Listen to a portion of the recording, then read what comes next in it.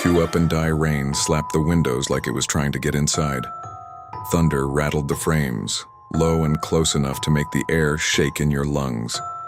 Every time lightning flashed, the living room lit up in stuttering frames, the walls bending in the shadows like a bad VHS tape. Dre sat cross-legged on the couch, controller in hand, headset crooked over one ear. "Y'all on?" he asked into the mic. Always Nia answered, voice crisp in his ear. "Cam's here, swaggy and ready," Rico added from somewhere that sounded like a basement. "Hold up," Tiff muttered. "Gotta kick my little brother off Netflix before he kills my ping." They laughed, the easy pre-game trash talk rolling like it always did. On screen, the Call of Duty lobby spun up, matchmaking through the storm. The router blinked with each flicker of the lights, like the storm was playing along. The match dropped them into a map none of them recognized. A swamp of rusted pipes and shattered greenhouses under a sky so dark it swallowed the horizon. Rain dripped off every surface in-game, perfectly syncing with the real rain hammering Dre's window downpour remix. Dre muttered. "Never seen this map," Nia replied. Rico laughed. "Doesn't matter. Cap B, run left, let's go." They spawned in. The announcer's voice crackled. "Capture the objectives." But it didn't sound quite right. Drawn out, vowels stretched thin, consonants sharp enough to cut. Dre figured it was just lag puddles splashed under boots as they sprinted for B flag. Plastic sheets flapped over chain link, snapping in the wind. Dre heard a sniper round whistle past his ear. Clear in-game audio, but for some reason his skin prickled like something real had just missed him. "You hear that?" he asked. "Hear what?" Cam said. "Never mind." They locked B down fast, Tiff's trophy system chirped. Nia smoked the far lane, and Rico wall-banged a camper on the catwalk. Cam laughed through the mic. "Bro, y'all garbage. Watch this." The red glint of a scope shimmered on his character's chest. A thunderclap hit the house so hard Dre's teeth buzzed. The kill feed glitched for a half second, symbols replacing names. Dre blinked and swore he saw his own gamer tag backwards in the corner of the screen. "Yo, my HUD's acting weird," storm lag, Tiff said, then screamed as a frag popped her in-game respawn timer ticked down. The map went quiet, just rain and wind. Rico broke the silence with a burst of gunfire and a triumphant, "My ace." "My ace!" Cam's laughter overlapped. "Yeah, uninstall, all of you." The sniper hit him mid-laugh. It should have been just another in-game death, but the kill cam didn't show the map. It showed a dark bedroom, a Sixers poster tilted on the wall, a lava lamp dead on a shelf, a controller charging in a wall outlet that sparked Blue Dre's stomach dropped. "That looks like Cam's room," Nia finished. For one frame, the kill cam feed showed Cam himself at his desk, headset glowing. Then, in the TV reflection behind him, a shape loomed, long and wrong, holding something that glinted. The shot fired in the kill cam, and thunder in the real world cracked at the same time Cam's mic cut. A wet, hollow pop burst through all their headsets. Dre's controller jerked in his hands. The thunder didn't fade. It hung in the air like static. "Cam?" Dre said. "Yo, Cam, stop playing," Tiff said. "Rico tried you good, big man." No answer. On screen, Cam's character ragdolled to the ground. On Dre's phone, their group chat lit up. Cam had sent a single skull emoji at the exact second of the kill. Nia's voice came back brittle. "I'm calling him," she muted, then returned. Seconds later, it rang once, then voicemail. Lightning flashed again, so bright it left a white film over Dre's vision. When it cleared, the score in the top corner had been replaced with words. "No quitting. No pausing play to completion." Rico swore and yanked his power cord live on mic, but his voice came back low and panicked. "TV's still on what?" Dre asked. "It's brighter," Rico said. Tiff started crying quietly, the kind of sob you try to keep silent. Dre tried to steady his voice. "Maybe it's a prank, some Halloween server thing." "It's August," Nia cut in. "Listen," she said. "They did pass the storm and static." Dre heard a whisper in the game audio. His own name, broken apart, stitched back together, wrong. "Objective B, lost. Objective you lost." On screen, an enemy sprinted from the greenhouse, throwing a flash. Dre slid into cover, his shadow dragging unnaturally long. as if something taller was wearing him like a skin. Somewhere in Cam's dead mic channel, something heavy fell, a chair tipped, and glass shattered. The game said, "Return to combat." The room felt smaller. The rain got louder. Friendly Fire Dre's in-game health bar emptied as the sniper round dropped him. In real life, something stung the center of his chest, sharp and cold, like a piece of ice pressed against his skin from the inside out. He flinched hard, pulling the controller into his lap. It didn't feel like a bruise, it felt like a warning. "Yo, what happened?" Nia asked. "I'm fine," Dre lied. The respawn timer started ticking, but the numbers weren't numbers anymore. They were letters. DRE. Rico's voice cut in low. "Bro, don't move. Why?" "'Cause your webcam's on. I don't have a webcam. Look at the corner of your HUD." Dre glanced. Top right, a grainy feed. It was his own room, bed messy, blinds tilted, him hunched over the controller. In the background, just over his shoulder, something leaned into frame, too tall, too still. It swayed once before the respawn hit. The three of them dropped back in. The map had changed. Sections they'd used for cover were collapsed now, steel twisted like something huge had stepped on it. Bodies, both enemy and friendly, hung on barbed wire in crucifix poses, twitching slightly as if they weren't fully gone. The rain sounded heavier than before, each drop on Dre's window matching the ones hitting the map's puddles. They moved toward a flag, Tiff bringing up the rear. She suddenly said, "My brother's outside my door. Tell him to go away," Dre said. "He's not moving," she whispered, just standing there with his forehead against the wood. A slow, deliberate knocking followed her words, not from her mic but from the game audio itself. Each knock hit in perfect sync with the kill feed pings whenever a player on the server died. A flashbang went off in-game, pure whiteout. When vision returned, their characters weren't holding rifles anymore. They were holding whatever was closest to them in real life. Dre's avatar gripped his black Xbox controller like a weapon. Nia's held her phone. Tiff's held a kitchen knife with a red handle. Rico muttered, "Nah, I'm done," and yanked his Ethernet cable. Instead of disconnecting, his screen switched to a first-person view walking down a hallway lit only by green exit signs. "That's not the map," Dre said, stomach dropping. At the end of the hall, a hunched figure stumbled into view, jerking its head side to side like it was smelling for something. Then it sprinted, unnatural speed closing the hall in an instant. Rico screamed, his mic clipping. A chair clattered over. Something heavy hit the floor. The feed kept rolling for a few seconds, just long enough to see something drag his headset across the hallway floor, until static swallowed everything. Silence. The squad was 3 now. In the lobby list, Rico's name was replaced by a white block with faint movement inside it, like someone pacing in a locked room. The storm outside Dre's window shifted, not softer, but heavier, like the rain was falling in chunks. Thunder rumbled low, stretching too long, more vibration than sound. In-game, the announcer called losing Charlie, but the voice wasn't the metallic filter of Call of Duty anymore. It was Cam's voice, low, flat, coming from somewhere deep. Nia's tone tightened. "We just finished the match. We don't die, we win. Maybe it lets us out."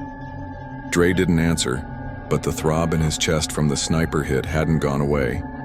They moved together, every corner a coin flip. Lightning outside synced perfectly with every explosion in-game.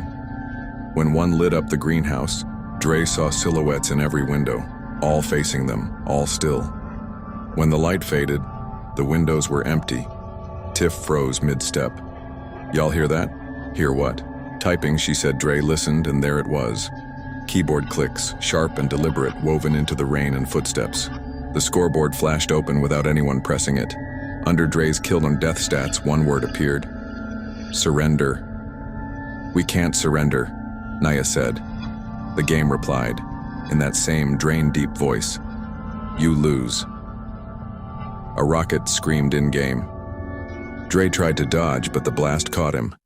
His screen flared, white-orange heat washed over his real skin, and the smell of burning carpet crawled into his nose. When the flash cleared, his health bar was halved, and somewhere in his apartment, his smoke alarm started beeping. Then the rain stopped completely mid-fall. The silence that replaced it was worse, because in that silence, Dre heard footsteps not from the hallway outside his apartment, from right behind him, respawn room. Dre didn't turn around right away. Every instinct screamed at him to keep looking forward, eyes on the TV, but the sound kept coming. Soft, deliberate steps, the faint creak of carpet fibers bending under weight that shouldn't be there. His hands tightened on the controller until the plastic flexed in-game. His character had stopped moving entirely, just standing in the middle of a mud-slick lane while the rain streamed down his helmet. On the headset, Nia's voice was tight. "Dre, what's going on?" He swallowed hard. Nothing behind him, the steps stopped. A moment passed, then something exhaled. It was warm, too warm, and it brushed the side of his neck like breath from someone leaning in close enough to whisper. But no words came, only a low, static hum that made his skin crawl. Dre turned for a second, his brain didn't process it. His room looked the same. Messy bed, tilted blinds, blue glow of the TV painting shadows on the wall. Then he saw it, a figure just at the edge of his peripheral, standing in the corner between the desk and the wall. Tall, thin, its head slightly tilted. Its face wasn't a face. It was like the textures hadn't loaded right. Blurred patches of skin, flickering in and out like bad graphics. And where its eyes should have been, there were two perfect red hit markers, pulsing in sync with his heartbeat. His controller rumbled on screen. His in-game character was now facing the exact same corner of his real room. Nia's voice sharpened. "Dre, your cam... What about it? It's showing that something's in your room. It's in my room too." Her words dropped ice into his spine. Dre's mind raced. "You mean... We're in different cities, Dre. It's still in my room." Tiff came in, panicked. "It's here too. I see it in the kill cam feed. It's..." Her mic cut with a crack, replaced by the sound of someone breathing, slow and steady, directly into the line. The figure in Dre's corner moved, not by walking but by skipping, like a broken animation. One blink it was there, the next it was halfway across the room, the next it was directly behind him. He froze, jaw locked. In-game, his character mirrored him, frozen as another player raised a knife. The blade came down in-game. Dre flinched back in real life, felt the air move in front of him, but no cut came. Instead, everything went black, not just his TV, the whole room. No light from the street outside, no storm sounds, nothing. When the lights returned, Dre wasn't in his living room anymore. He was sitting in a chair bolted to a metal floor. The room stretched endlessly in both directions, walls lined with old CRT monitors stacked 5 high. Every monitor showed a different angle of him, front, side, over the shoulder, close-up of his eyes, extreme close-up of the sweat on his forehead. In the center of the room floated the red words, "Respawn room." Dre twisted in the chair. Nia sat 2 chairs down, hands gripping her knees. Wide-eyed Tiff was next to her, shaking hard, mouth moving but no sound coming out. "Where's Rico?" Dre asked. They both just looked at him. One of the monitors flickered to a new feed. Rico's body, still in his gaming chair, being dragged backward into darkness by something with too many elbows. Dre's breath hitched. "What the hell is this?" He whispered. A voice came from all the monitors at once. Not the announcers, not cams. Something layered with 100 overlapping tones. "You joined the match. You play to completion. You don't leave early." The floor beneath them vibrated. Somewhere in the dark beyond the ring of light, metal scraped against metal, long, slow, deliberate. A countdown appeared on every screen. 30 mile. The voice said, "Final match begins now." The chairs unlocked with a click.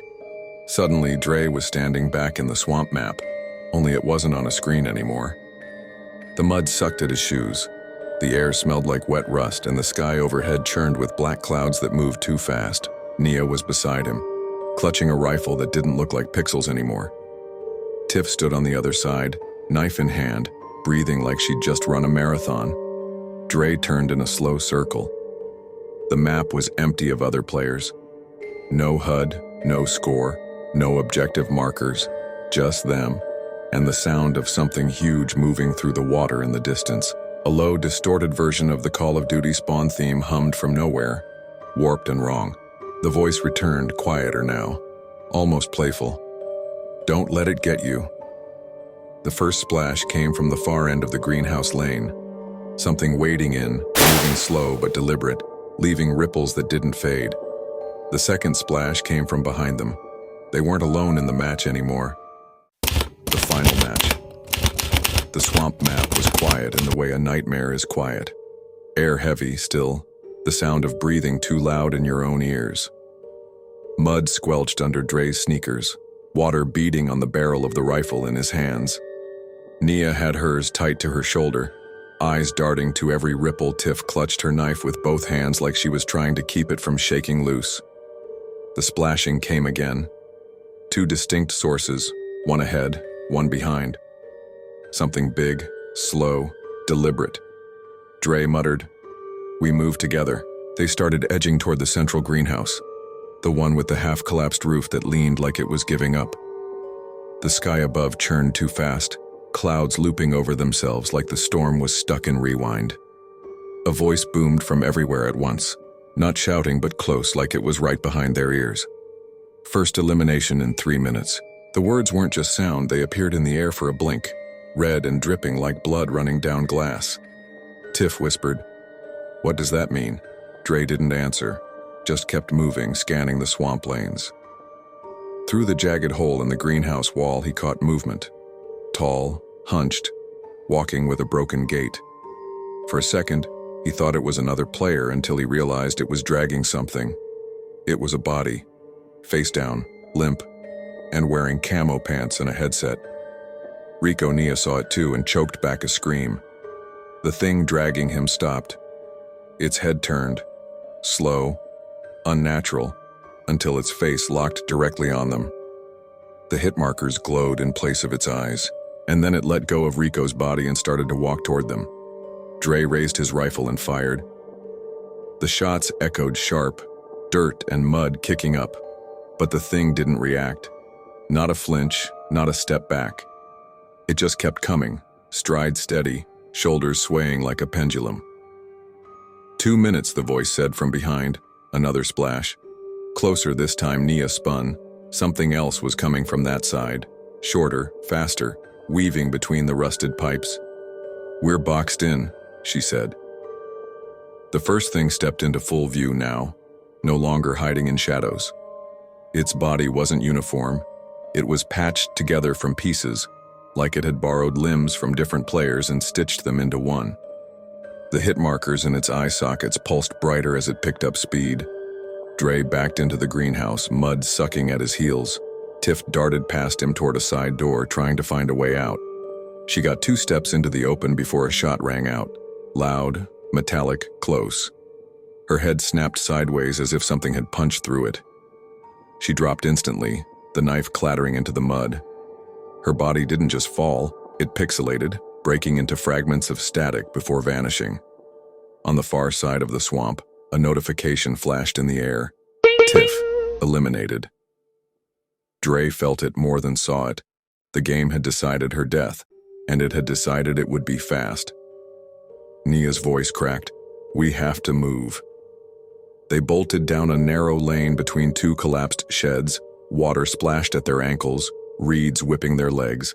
The second creature, smaller but faster, darted into view ahead of them, blocking the path.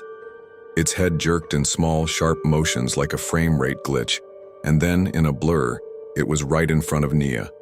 She fired point blank, muzzle flash lighting its featureless face. It stumbled once, then lunged, slamming her against the wall. Dre charged forward, ramming the stock of his rifle into its head until it backed off. Nia shoved herself free, gasping, but her arm now bent wrong at the elbow, like the bone inside had been replaced by bad code. 1 minute, the voice said, almost cheerful. They ran, deeper into the map, past places Dre had only seen on screen, every texture, every prop now tangible and cold to the touch. They ducked into another greenhouse, shutting the warped door behind them. Inside, the air was thick and hot, the glass overhead fogged with condensation. For a moment, there was silence except for their breathing. Then the door handle began to turn, slow, deliberate. Dre leveled his rifle.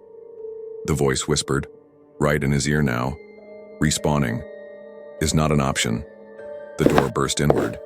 The tall creature stepped inside, head tilting at an angle too sharp to be human. The smaller one crawled along the wall, its limbs bending in directions they shouldn't. Both moved toward them in perfect sync, their feet making no sound at all. 30 seconds, the voice said. Dre knew then what the timer meant. It wasn't counting down to the next round, it was counting down to the next death. And right now, he and Nia were the only players left. Countdown kill. 30 seconds. The red timer hovered above the warehouse, each pulse a deep thud in Dre's bones. The tall creature filled the doorway, too long for the shape it wore. The smaller one clung to the wall, claws tapping lightly, its head jerking in sharp bursts toward them. Nia's breath shook. "We can't stay here. Where do we go?" Dre scanned the room. No cover, no windows, nothing but rusted crates and puddles. Anywhere they aren't. The smaller one let go of the wall, dropping into a crouch without a sound. The tall one stepped forward, knees bending wrong, hit marker eyes glowing in sync with the timer. 28. Dre grabbed Nia's sleeve. "Back door, go!" They splashed through puddles toward the half-collapsed doorway. Behind them, claws scraped metal, sparks snapping in the dark. 26 outside, the swamp air was heavy and wet. Lightning flashed in silence, freezing the world for a second before plunging it back into shadow. 25 ripples formed in the water ahead. The smaller one burst from the swamp in a spray of mud, landing in front of them. 24. Nia swung her rifle like a bat, cracking it across its head. It didn't flinch, just grabbed the barrel and flung the weapon into the water. The tall one emerged from the warehouse, moving like it had all the time in the world. "Toughs were boxed in," Nia said. 21. They climbed, metal groaning under their weight. 22. The smaller one hit the catwalk from the side, claws punching through the railing. Dre fired point blank. Holes fizzled with static, sealing instantly. 19. It swiped at him, claws grazing his ribs. Painful, hot and sharp. Nia yanked him back just as the tall one's hands rose over the railing, nails scraping deep grooves into the rust. 18. They ran for the far end of the catwalk, the larger warehouse looming ahead. Light flickered from inside like a broken sign. 17. They jumped down, swamp water splashing to their knees. The smaller one skittered along the catwalk above. The tall one dropped straight into the water behind them. 16. Inside the warehouse was only one thing, a glowing console. Its screen read, "Force quit match?" Below YN15. "It's bait," Dre said. "It's a way out," Nia shot back, sprinting for it. When the smaller one slipped through the door, crouched low, the tall one's shadow poured across the floor behind it. 13. Nia slammed her palm on Y. The screen flickered. For a moment, silence. The warehouse warped. Walls stretched and sagged, the console melting into the floor. The doorway vanished. A low, satisfied voice said, "No quitting." 11. The floor cracked at the edges, revealing an endless black void. Wind roared up from below, pulling at their clothes and skin. 10. The creatures stepped toward the void as if it were home. Nia grabbed Dre's arm. "We jump." "You're crazy. You better than..." 8. At the smaller one lunged. Dre shoved Nia aside, claws missing her by inches. They ran, not toward the void, but toward a spiraling staircase that hadn't been there before, rising into black. 6. And each step peeled the swamp, the warehouse, the monsters away into static. The wind died. The air turned still. At the top stood a gray door, no handle, no hinges. 2 words glowed across it. "Exit match." First the voice filled the space. "Choose who leaves." The red words hang in the air. "Exit match." Dre stares at the door, the timer bleeding down to 0, the voice in his head demanding a choice. Behind him, the swamp swallows every sound, shapes moving in the fog, closing in. The game isn't done. Not even close. And if Dre thought surviving the first few rounds was hard, the next match is going to change everything. This was just the beginning.